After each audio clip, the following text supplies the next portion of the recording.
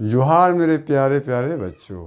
आज मैं आप लोगों को सप्तल सड़ा खोटा कविता के बारे बताने जा रहा हूँ।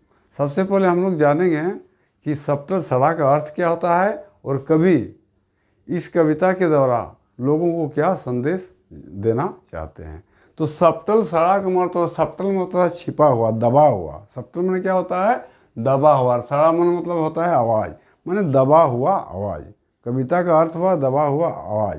और इसमें कवि जो है सरकार के ध्यान को आकृष्ट करते हुए वैसे लोगों का उत्थान चाह रहा है जो अभी भी जिसका शोषण हो रहा है और अभी वह शोषित हो रहा है और काल के गाल में जा रहे हैं। ऐसे व्यक्ति को वह उत्थान की ओर ले जाने की चेष्टा कवि किया है। इस तरह हम लोग देखते हैं कि कवि यहाँ जनवादी के साथ साथ जागृति के भाव को भी प्रदर्शित किया है। तो चलिए हम लोग देखते हैं कविता के जरिए कवि इस भाव को कैसे प्रदर्शित कर रहे हैं। यदि मेरे चैनल को सब्सक्राइब नहीं किए हैं तो सब्सक्राइब करें और ज़्यादा से ज़्यादा शेयर करें, लाइक करें। चलिए हम लोग कविता को आरंभ करते हैं। कह रहा है, भोला भाला भरल भुइयाँ, भोला भाला भरल भुइयाँ, जिंदगी हमर गोड़ा है, टुंगरी गोड़ा बोने का स्वभाव, सुपट सुठा बन घरा है।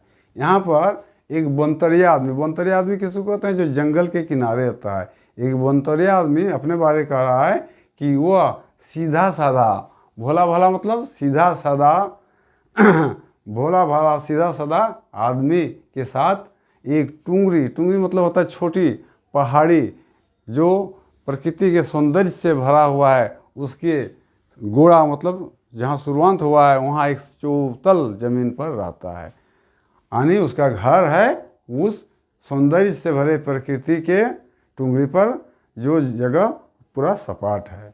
वही कर रहा है, भोला भाला भरल भुइयाँ, जिंदगी हमर गोड़ा है, टुंगरी गोड़ा बुनक शोभा, सुपट सुपट बन घरा है। वह बंतरिया आदमी क्या कर रहा है कि वह भोला भाला और सीधा साधा आदमी के साथ कहाँ पर रहता है? तो एक टुंगरी मतलब होता है छोटा पहाड़ी, जो प्रकृति के सौंदर्य से भरा पूरा हुआ है, और वहाँ का जमीन चौरस है, समतल है, वहीं उसका जन्म घर है, वही उसका वन घरा मन्ना, वही उसका जन्म स्थान है। फिर आगे कहता है, हमारे पास धारक सभिन, हमारे पास धारक सभिन, हमारे पास धारक सभिन मैंने हमारे आसपास के बगल के यानी पड़ोसी। हमारे पास धारक सभिन सोझा माठा लोक कह रहा है वो आदमी, बंतरिया आदमी कह रहा है कि हमारे जो पड़ोसी है यानी हमारे अगल बगल में जो लोग रहते हैं, सभिन मतलब सभी जितने भी लोग रहते हैं, ये सब कैसे हैं? तो भोला भाला है, एकदम सीधा सपाटा है। सोझा माठा लोग लागत मैंने सीधा साधा लोग है, वो कोई छल कपट वाला आदमी नहीं है। कहने के तात्पर्य हुआ जो उस बंतरिया आदमी के साथ रहता है, जितना भी पड़ोसी है, इसे सब भोले भाले सीधे साधे आदमी है।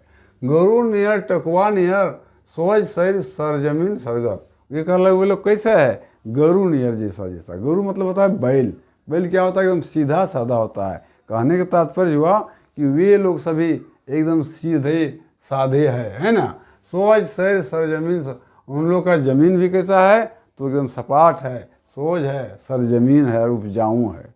उन लोगों की जमीन कैसा है? उपजाऊ है, सीधा है, सपाट है। आगे कहता है, खोट पाक से चिन्हा नाय, खोट पाक से चिन्हा नाय, जात ठकल बोका बनत। खोटपाट मतलब होता है छल कपट। उन लोग छल कपट से दूर है, यानी वहाँ जितना भी लोग रह रहे हैं वे लोग छल कपट नहीं जानते हैं, जिसके कारण क्या होता है? जात ठकल, जिसके कारण वे लोग ठगा जा रहे हैं। लोग उन लोगों को ठग रहा है क्योंकि वे लोग छल कपट का नाम निशान भी नहीं जानते हैं। बोका बनोत, लोग उन लोगों को ठग के, बोका बनाना माना मूर्ख बना के ठग ले रहा है। ओखनी कपार कूटा है, ओखनी कपार कूटा में उन लोगों का कपार जो कुटा रहा है, कमर कुटाना मैंने उन लोगों को शोषण हो जाना, उन लोगों पर शोषण का भार हो जाना, वही बताया। ओखनी कपार कुटा है, लीक ले लूटी ले हाथी भेल। लीक ले मतलब लीक उसी को कहते हैं जो रास्ते पर चलता है, जो नियम कायदे से चलता है, जो नियम कायदे को छोड़ के रास्ते से हट के चलता है, उसको हम लोग अनलीक बोलते हैं ना। तो वही कहता है, लीक ले लूटी ले हाथी भेल। जो आदमी लीक से हटकर अपने नियम के विरुद्ध, सरकार के कानून के विरुद्ध करता है, ये लोग क्या करता है, लुती से हाथी बन रहा है। लुती मतलब लुती होता है आँख में घुसने वाला एक छोटा सा मक्खी होता है, और हाथी एक बहुत विशाल का होता है। कहने का तात्पर्य जो लुती ले हाथी, मतलब लुती से वो हाथी बन रहा है, यानी वह छोटा आदमी बड़ा आदमी बन रहा है। कैसे बन रहा है, तो इन सीधा साधा आदमियों को ठग के शोषण करके वो बड़ा होते जा रहा है। जो लीक मतलब लीक से हट के काम कर रहा है, और जो छोटा आदमी है वह चालाकी करके बेवकूफ़ बना के दूसरे को ठग के वहाँ के लोगों को अपने बड़ा आदमी बन रहा है, यानी हाथी जैसा बन रहा है। कहने का तात्पर्य हुआ कि गरीबों का शोषण कर वो अमीर बनते जा रहा है। वही कहता है लीक ले लुती ले हाथी भैल। वो लुती था मतलब छोटा मक्खी था और वो हाथी बन गया। कहने का तात्पर्य जो हुआ, गरीब को दोहन करके वह भी आदमी जो छोटा था वो भी बड़ा हो गया, यानी बड़ा अमीर आदमी बन गया। फिर आगे कहता है केव केव केव केव, यहाँ एक और केव होगा, केव केव बड़ो पद पहला। केव केव क्या कहता है, बड़ो पद पहला। यहाँ होगा केव और एक होगा केव। केव को बड़ो पद पहला ठाव ठनाक हमनिक यहाँ मेहनतुक ताओ तैसन कटियो जुगुत जिगसा कहाँ बैल।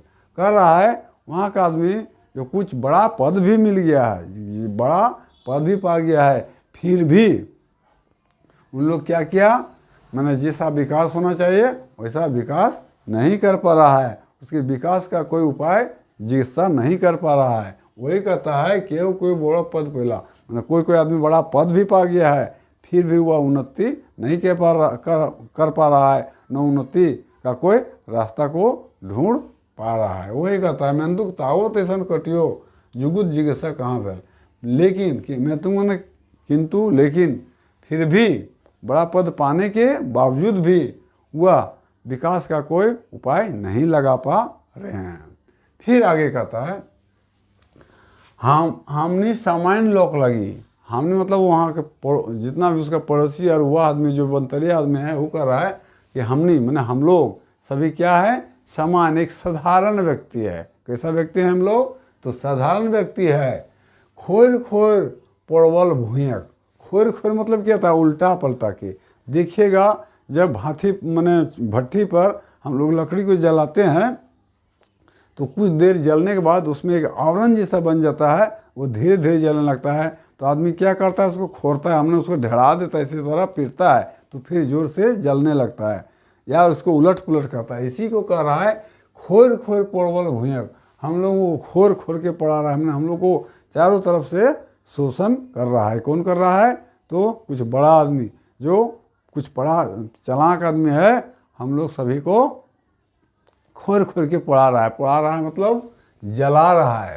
कहने का तात्पर्य हुआ कि जो थोड़ा बहुत जानकार व्यक्ति है हम लोगों का शोषण कर रहा है, हम लोगों का दोहन कर रहा है। तो सरकार को चाहिए कि वैसे दोहन व्यक्तियों को पर कार्रवाई करें। कवि के कहने का तात्पर्य यहाँ पर ये है।